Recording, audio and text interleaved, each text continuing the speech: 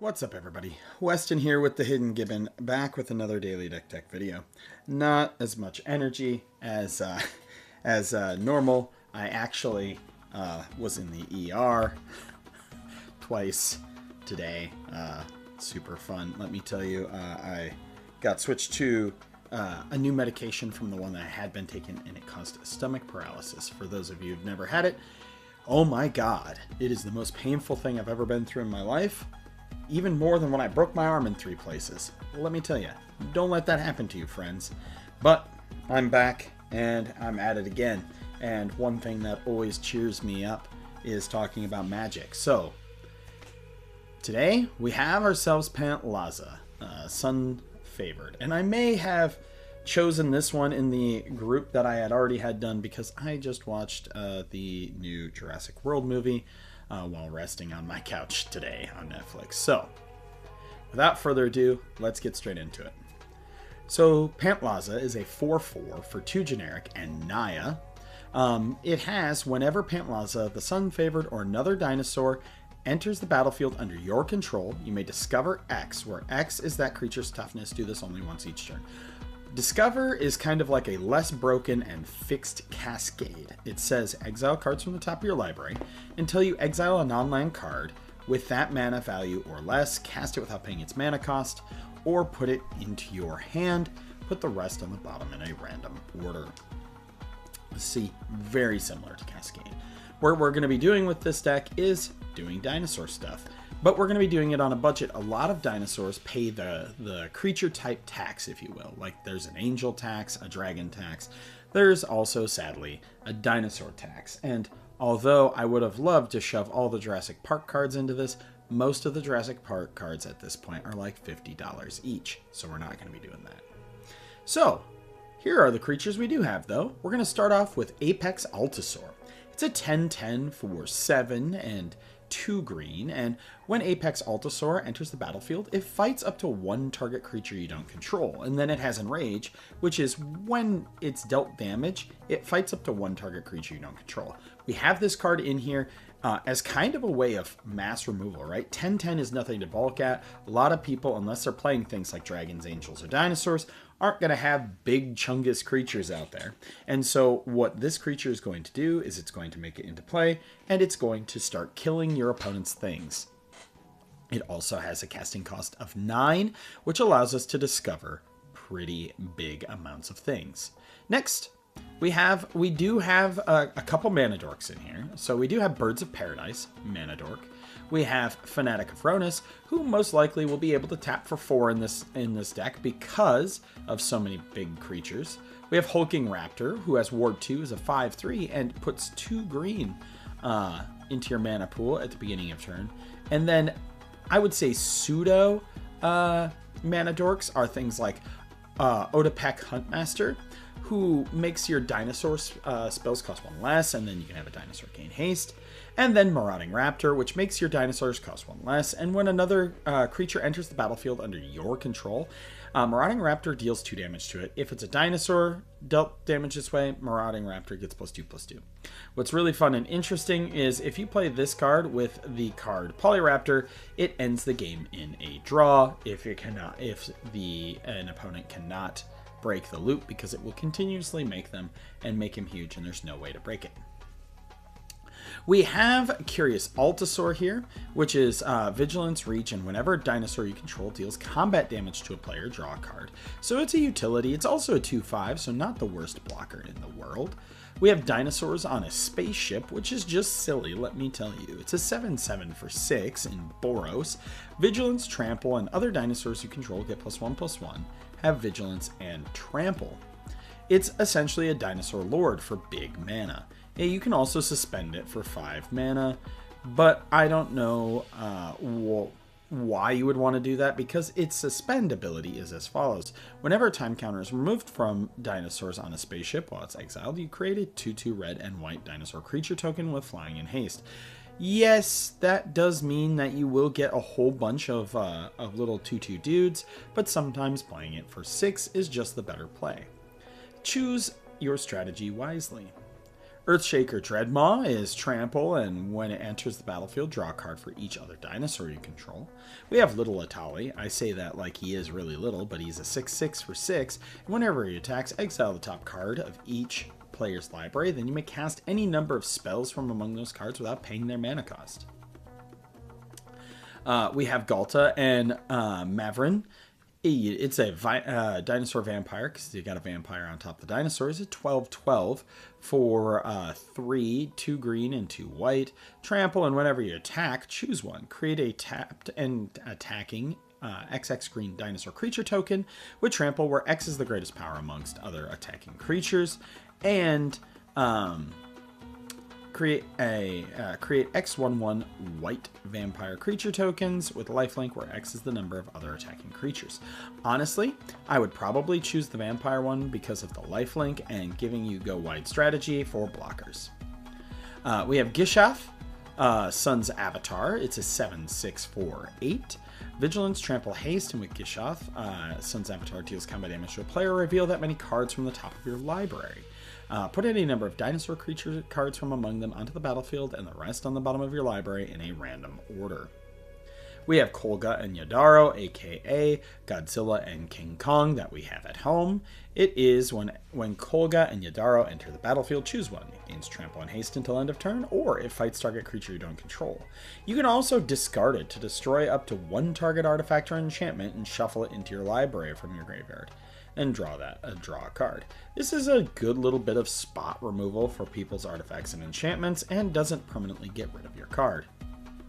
We have Quartzwood Crasher. He's a 6/6 for 5. Trample, and whenever one or more creatures you control with trample deal combat damage to a player, create an XX green dinosaur beast token with trample, where X is the amount of damage those creatures dealt to that player. Scion of Calamity. It's a 5/5 for 5. Looks like a 3-headed dinosaur here. It has Myriad, and whenever Scion of Calamity deals combat damage to a player, destroy target artifact or enchantment that player controls. So this has Myriad, so it will send a copy of it to the other 2 opponents that you are playing against. And then connecting allows you to destroy those artifacts or enchantments, which is a nice little way of dealing with those. We do have Scytheclaw Raptor. Whenever a player casts a spell, if it's not their turn, Scytheclaw Raptor deals 2 damage to them. This is going to punish your opponents, who are going to want to instant speed removal your stuff for value. Temple Altasaur. If a source would deal damage to another dinosaur you control, prevent all but one of that damage instead.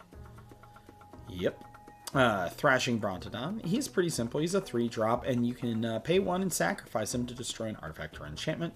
Then we have, from Ninja Turtles, we have Triceraton Commander. It's a XX and double white. Flying in when this creature attacks dinosaurs you control. Other than this creature, get +1/+1 and gain flying until end of turn. And when this creature enters, create X22 white dinosaur creature tokens, which is pretty good. We have ourselves Wayward Swordtooth Ascend. So if you have 10 or more permanents, you may play an additional land on your turns. And it can't attack or block unless you have the City's Blessing. Then we have Zakama Primal Calamity. Vigilance, Reach, and Trample. And when Zakama Primal Calamity enters the battlefield, if you cast it, untap all lands you control, which is pretty good. You can pay 3 to deal 3 damage to a target creature. You can pay 3 to destroy an artifact or enchantment, or you can pay 3 to gain 3 life. We also have Zapalta Primal Dawn. Flying, Double Strike, Vigilance, Trample, Indestructible. For Sorceries, we've got ourselves a Blasphemous Act. It deals 13 damage to each creature. Chandra's Ignition, so that way, if you really need to push a button, pick your largest dinosaur, and then pick Chandra's Ignition on it, and then hit everyone for big damn. We have Cultivate, Rampant Growth, Kodamas Reach, Thunderherd Migration, Tempt with Discovery, Sky Shroud Claim, and Migration Path. All of those things are our ramp spells. We have Open the Vaults, return all artifact and enchantments from your graveyard to the battlefield under your owner's control, and Rishkar's Expertise to draw slots of cards. For our instance, it's primarily removal in the form of Beast Within, Generous Gift, Stroke of Midnight Swords, Path, and Chaos Warp. We do have some ramp with Endish Restoration and Harrow. We have Draw or Overrun kind of effect with Return of the Wild Speaker, and we have Dawn's Truce to help protect our things. Artifacts, we have ourselves an Arcane Signet, Felwar Stone, Soul Ring, and Progenitor's Icon. These are all here for Mana Rocks. Herald's Horn, selecting dinosaurs, making them cost 1 less. This is really important since a lot of dinosaurs cost a lot of mana. We have Swiftfoot Boots to give Hexproof and Haste. We have Chimil, the Inner Sun, so it costs 6. Spells you control can't be countered. At the beginning of your end step, discover 5. We have Chronicle of Victory. When it enters, choose a creature type. Creatures you choose of the creatures of the chosen type get +2/+2, first strike and trample. And whenever you cast a spell of the chosen type, draw a card. Again, I apologize, friends. I am exhausted. I have had like 4 hours of sleep in the last 24 hours. Dino DNA, which is one of my favorite cards of all time. You pay 1 and tap it. Exile a creature card from your graveyard. Activate only as a sorcery. And then you can pay 6. Create a token that's a copy of target creature exiled with Dino DNA, except it's a 6/6 dinosaur. With Trample, activate this only as a sorcery. I have 100% removed somebody's Esper Sentinel from the game and turned it into a 6/6 dinosaur, and that was glorious. Enchantments, we've got Annie Joins Up. When it enters the battlefield, deal 5 damage to target creature or planeswalker. If a triggered ability of a legendary creature you control triggers, that ability triggers an additional time. This will cause your Discover ability on Pantlaza to go off a second time. Colossal Majesty, beginning of your upkeep, if you control a creature power 4 or greater, draw a card advantage there. Garruk's Uprising, when it enters, if you control creature power 4 or greater, draw a card. Creatures you control have trample, and whenever a creature you control power 4 or greater enters, draw a card. Honestly, I'm really shocked that we did not see Garruk back in Ixalan, because you would think that Garruk would be an excellent character to have interact with the dinosaurs. And even on this art here, you have him with what appears to be a Velociraptor, a Triceratops, a Tyrannosaurus Rex, some Brachiosaurs there in the background, and some form of Pterosaurus up top, probably supposed to be pterodactyls. We have Greater Good, sacrifice a creature, draw cards equal to the sacrificed creature's power, then discard 3 cards. Mirari's Wake, a classic commander card, and although it does cost 5, it does essentially double our mana, which is very necessary when everything in the deck costs 1 billion mana. We have Rhythm of the Wild, creatures control can't be countered, and then they have Riot, which is either they come in with a 1/1 counter or have Haste. Please choose Haste most of the time. Unnatural Growth, this might be a little bit tricky to cast in a 3-color deck. It is quad green, but we do have lots of ways to fix our mana. At the beginning of each combat, double the power and toughness of each creature you control until end of turn. Normally I would have put Zopandrel in instead of this, but Zopandrel is much more expensive than Unnatural Growth. We have Up the Beanstalk. When it enters the battlefield and whenever you cast a spell of mana value 5 or greater, draw a card. And then we have Growing Rights of Itlimoc, which lets you grab a creature from the revealed cards, and then if you have 4 more creatures, it turns into a Gaia's Cradle. For our lands, I did not throw a Vendo in here this time. Like I said, trying to keep the deck under $300. We did add Kessig Wolf Run, Rogue's Passage, Secret Tunnel, since we do have a whole bunch of dinosaurs. Temple of the False God, which although is not as good as it used to be, is good in this instance. 38 lands, of course. Yeah, it's a classic dinosaur deck. A little bit cheaper. I could always do a super expensive version of it, but the super expensive versions of decks that I do for deck techs don't go over that well because, let's be honest, nobody, including myself, is made of money. So, let me know what you think in the comments down below. I thank you all for watching. If I'm doing a good job, if you want to, please subscribe. It's really appreciated. I can't tell you enough what this channel has meant to me. And when you have a health scare like this, it like kind of puts things in perspective. I spent a good amount of my day just, hugging my daughter and my wife, and they were both very supportive. I mean, my daughter was being all silly in the ER. She's 2.5, but I thank you. And this talking about magic is really helping keep the stress off things. Sorry, I'm tearing up. I'm an emotional person, but I hope you all have a wonderful day. Please stay safe. Please stay healthy. And I'm Weston with the Hidden Given. Have a great day.